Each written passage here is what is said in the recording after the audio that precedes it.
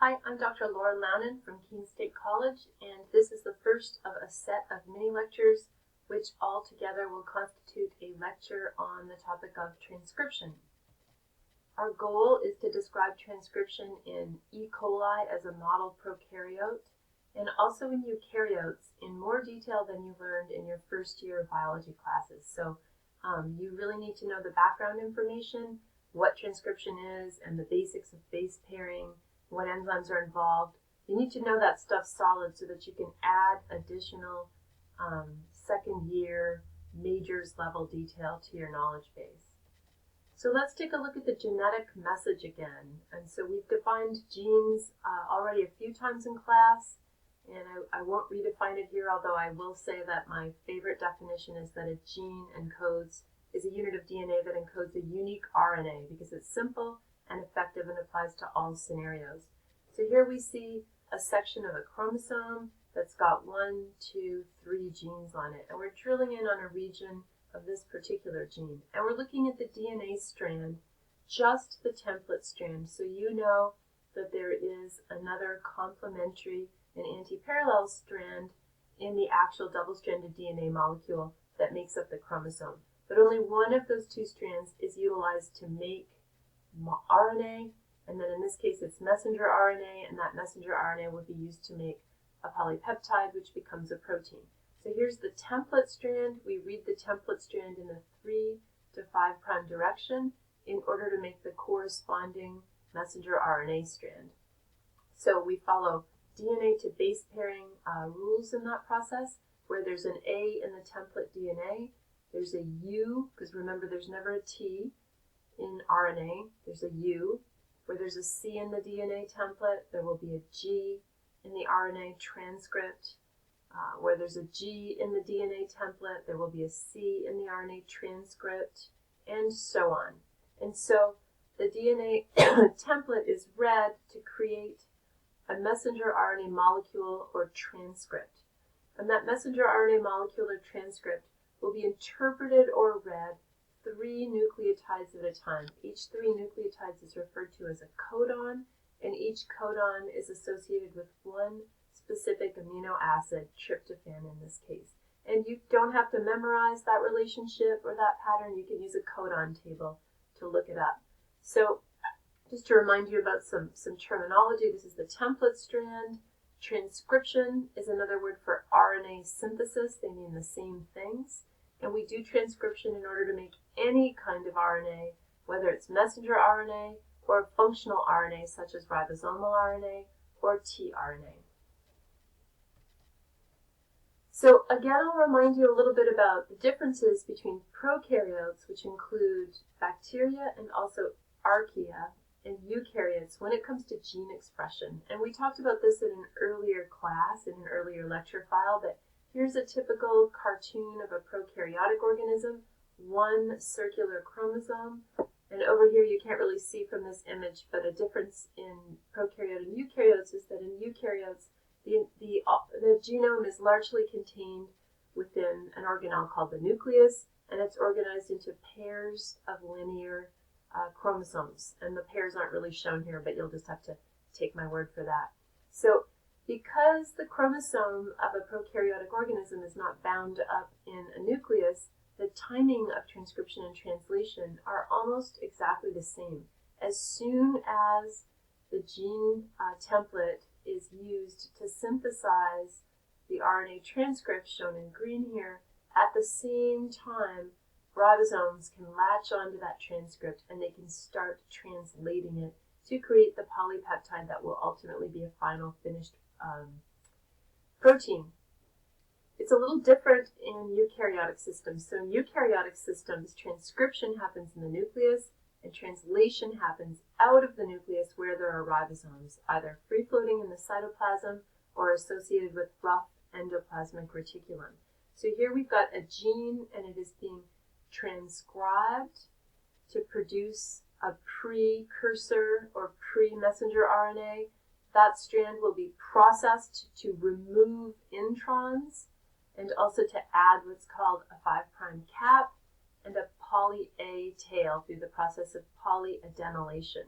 The the 5' cap and the poly A tail serve two basic functions. They help the RNA transcript to get out of the nucleus safely to the ribosome, so they stabilize it, and they also play important roles in promoting the efficiency of translation. The introns are removed in order to create a shorter final RNA molecule that actually encodes whatever protein this is going to be. So we're focusing in on transcription, and in transcription, the enzyme of interest is the enzyme RNA polymerase. And the role of the catalytic function of RNA polymerase is to catalyze the formation of phosphodiester linkages between RNA nucleotides. And so in this simple diagram, a nucleotide is shown here, and here, and here, and connecting each of them, not really shown but inferred here, are covalent bonds called phosphodiester linkages. And those are really important bonds to understand. So here is the RNA molecule that is being produced. It is being produced by adding nucleotides to the 3' growing end. And so the 5' end is poking out here, and the 3' end is growing in here in what's called the transcription bubble. The green blob here is the protein that's doing this, and as I said already, that protein is called RNA polymerase. How do we know, or how does the cell know which RNA nucleotides to incorporate? It uses base pairing, so the template strand serves as the guide for choosing RNA nucleotides. Where there's a T in the template strand, an A will be incorporated in the RNA. Where there's a C, a G will be incorporated. Where there's an A U will be incorporated. And where there's a G, a C will be incorporated, and so on. And this process will continue until you reach what's called a termination signal at the end of the gene, which is in blue, and then transcription will halt, and we'll talk about how that works later. But the important thing here is that RNA polymerase is the protein involved. So let's think a little bit about the nature of RNA polymerase. So RNA polymerases are very ancient enzymes. They evolved, basically when cells first evolved. In bacteria, there is only one RNA polymerase, and that is also true for the archaea. In eukaryotes, there are actually 3 RNA polymerases, and they're simply called polymerase 1, 2, and 3. And each of them is responsible for synthesizing different categories of RNA.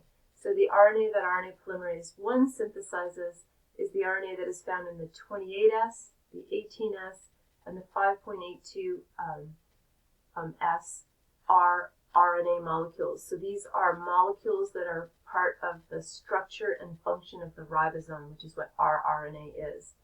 RNA polymerase 2 is responsible for the synthesis of all messenger RNAs, so all protein coding RNA.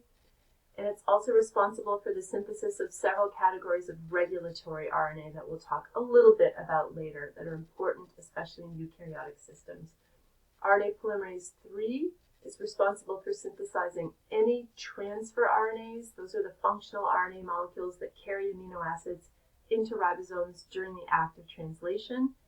Also, one of the rRNA molecules that makes up eukaryotic ribosomes, and some of the regulatory small RNA molecules that play a role in controlling gene expression in eukaryotes.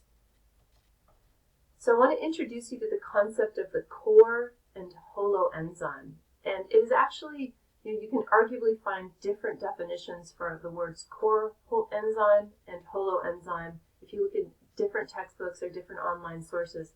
Let's keep it fairly simple here and say that a core enzyme means the portion of an enzyme that is responsible for catalysis, whereas a holoenzyme is all of the functional units associated with that enzyme or protein. And so in the case of RNA polymerase, it is an example of an enzyme that can be found in both the core and holoenzyme form.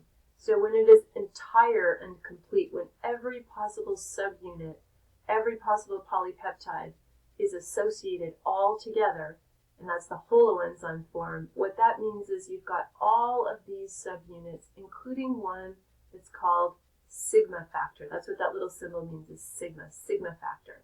Okay? That's the RNA polymerase holoenzyme. The core enzyme, which is the portion of RNA polymerase that is necessary for catalysis, and here catalysis means making phosphodiester linkages between RNA nucleotides. The core does not require sigma factor, and so we call it the core when sigma factor is not present, and the holoenzyme when sigma factor is present.